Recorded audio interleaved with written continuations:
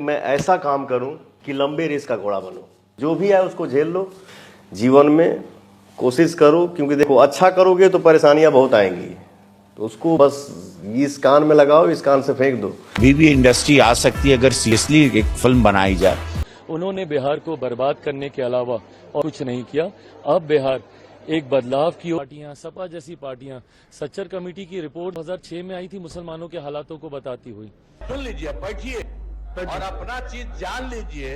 बिहार विधानसभा के चुनाव को तो अभी देरी ही है, लेकिन उस देरी में भी लोग जल्दी जल्दी में हैं और उसी जल्दी जल्दी में लोग हर कोई अपने अपने पार्टियों में शामिल होने की भूमिका में बहुत तेजी से आगे बढ़ रहे हैं। और उनका सबसे ज़्यादा कंट्रीब्यूशन है कि वैसे लोग को पकड़ना है जो ज़्यादा भीड़ इकट्ठा कर पाए और जिनका दबदबा है और जिनका नाम है। वही चीज़ों लेकर करके पूरा बिहार गरमाया हुआ है। और सबसे बड़ी जो पार्टी के रूप में अभी एनडीए आगे बढ़ रही है और उसमें कहीं ना कहीं कुछ ऐसे ऐसे लोग हैं जो बिहार की सरगर्मी को चेंज करने की भूमिका रखते हैं, जिसमें एक नाम आता है पवन सिंह।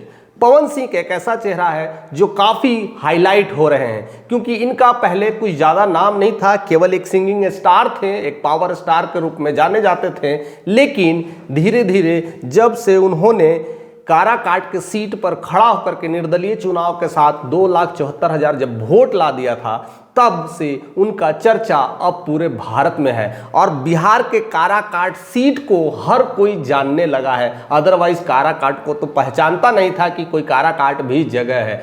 लोग पटना जानते हैं, गया जानते हैं, मुजफ्फरपुर, भागलपुर, लेकिन पवन सिंह ने काराकाट पे खड़ा होकर इतने वोट ला करके बता दिया था कि हाँ, एक ऐसा जगह है बिहार में जिस पर हम हुंकार लगा सकते हैं। और बीजेपी उन्होंने सीट तो नहीं दिया था, इस वजह से उन्होंने निर्दलीय खड़ा हो गए थे और निर्दलीय होते हुए भी जबरदस्त फाइट दिए थे और सेकंड नंबर की पार्टी बन गए थे। हालांकि उनसे पहले वहां पर उपेंद्र कुशवाहा काम करते थे, लेकिन उपेंद्र कुशवाहा को जबरदस्त एक कह सकते हैं ना चुनौती दे दिए थे। लेकिन अब मामला थोड़ा और भी गर्म हो चुका है और मामला थोड़ा और पेचीदा हो गया है कि पावर स्टार अब किन पार्टी में जाना है। जाना तो एनडीए में है, लेकिन किन पार्टियों के साथ मिलना है यह काफ़ी निर्भर करता है। हालांकि बीजेपी के लोग कई बार कोशिश किए थे, इससे पहले भी लोकसभा के सीट को लेकर के भी उन्होंने काफ़ी कुछ ऐसा प्रचार प्रसार किया था, लेकिन सीट नहीं मिलने के कारण से वो निर्दलीय खड़ा हो गए थे।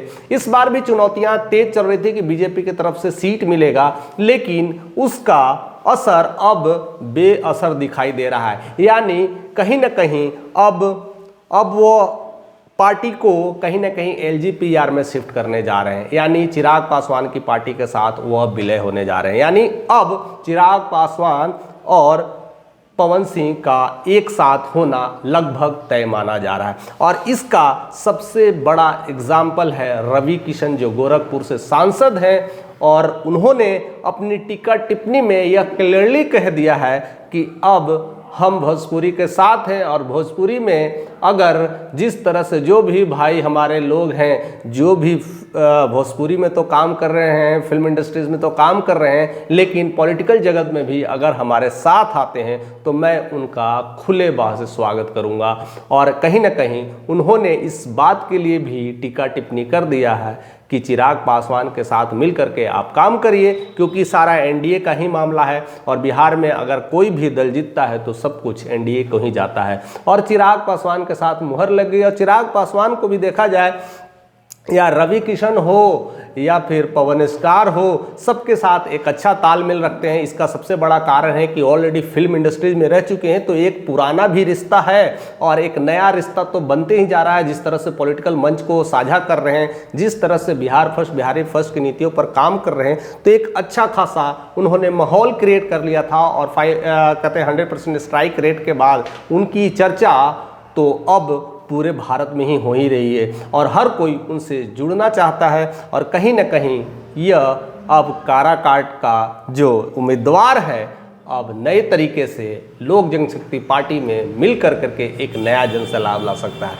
अब देखिए, जब ऐसा आने से क्या क्या चीज़ें चेंज होगी और क्या क्या चीज़ें बदलेगी, इसको लेकर करके दो खबर सबसे ज़्यादा है कि जब अब वह एलजेपीआर के साथ मिलेगी तो सबसे बड़ा जो झटका है एनडीए के ही घटक दल यानी उपेंद्र कुशवाहा को लगने वाला है, क्योंकि वो भी कहीं ना कहीं उसी क्षेत्र के आसपास को रिप्रेजेंट करते थे। लेकिन जब वो क्षेत्र को रिप्रेजेंट करते थे तो काराकाट का कोई नाम नहीं जानता था, केवल बिहारी लोग ही जाना करते थे। लेकिन जैसे ही पवन सिंह ने एंट्री किया तो काराकाट अब भारत के नक्शे पर आ चुका है, भारत के रडार पर आ चुका है और उसको लेकर करके अब पवन सिंह के नाम से नाम जुड़ने लगा है। तो कहीं ना कहीं उपेंद्र कुशवाहा को यह टेंशन लगने लगा है, कहीं ना कहीं ये डर लगने लगा है कि अगर एलजेपीआर के साथ मिल जाएगा तो हमारा क्या होगा, यानी उनके सीटों को लेकर के भी जो चांसेस बढ़ रही थी और घट सकती है और एलजेपीआर की सीट बढ़ सकती है। एक बड़ी चीज निकल करके आ रही है, यानी एलजेपीआर की सीट बढ़ाने में कहीं ना कहीं अब पवन सिंह की भूमिका बढ़ रही है। जैसे ही वो मर्ज करेंगे तो इनकी सीटें बढ़ सकती है क्योंकि लोकप्रियता बढ़ रही है। और दूसरी बड़ी जो चीज़ है कि दोनों एक युवा है, दोनों दमखम है, एक तो सिंगर है और एक पॉलिटिशियन है, एक पॉलिटिशियन कम सिंगर और सिंगर कम पॉलिटिशियंस, ऐसे दोनों का तालमेल करीब करीब एक जैसा मिलता है, यानी फिल्म इंडस्ट्रीज प्लस पॉलिटिशियन, उधर भी फिल्म इंडस्ट्रीज प्लस पॉलिटिशियंस का एक कॉम्बिनेशन है। और यह रेयर कॉम्बिनेशन ऐसा मिलता है एक साथ, एक तरह की सोच, एक तरह की विचारधारा और दोनों का जज्बा। कहने की ज़रूरत नहीं है, बिहार में हो या फिर पूरे भारत में हो, हर जगह जनसैलाब बटोरने के लिए काफ़ी होते हैं। वो दोनों लोग जब जिधर चलेंगे वहाँ पर अपने आप में जनसैलाब आ जाएगा, बिन बुलाए मेहमान जो कहते हैं ना वैसे आना शुरू होगा। और उसमें बातों बातों में एक भोजपुरी तड़का लगाएंगे तो एक राजनीतिक तड़का लगाएंगे। और इस भोजपुरी और राजनीतिक तड़कों में अगर किसी के माइंड में कहीं ना कहीं ये घुस गया कि अगले वाला नेता, आने वाला जो नेता यही होगा, तो मामला बदल सकता है, यानी बहुत लोगों को चिंगारी दे सकते हैं और विपक्ष के लिए एक टेंशन का विषय भी बन सकते हैं। तो कहीं ना कहीं उनकी इस बातों को लेकर करके, कहीं ना कहीं रवि किशन की इस बातों को लेकर करके अब यह बिहार में चर्चा तेज हो चुकी है कि पवन स्टार अब चिराग पासवान के साथ मिल करके बिहार में कुछ बड़ा करने वाले।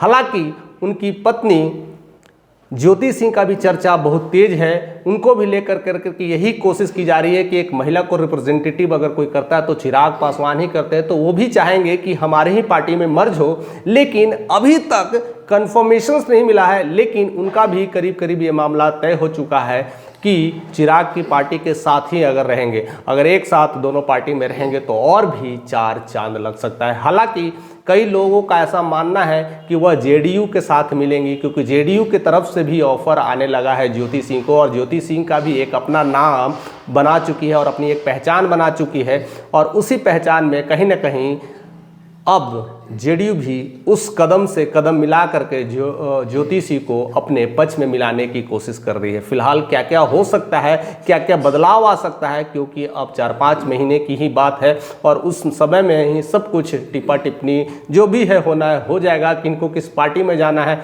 वो सब क्लियर हो जाएगा। इस सब जितने भी खबर है इस सब चीज़ों से आप जानते हैं तो हमारे साथ शेयर करिए, अगर नहीं जानते हमारे साथ तो बने रहिए, क्योंकि बहुत सारे ऐसे रिलेटेड खबरें आना शुरू हो जाएगी जिससे आपको एक नया बिहार को समझने में मौका मिलेगा।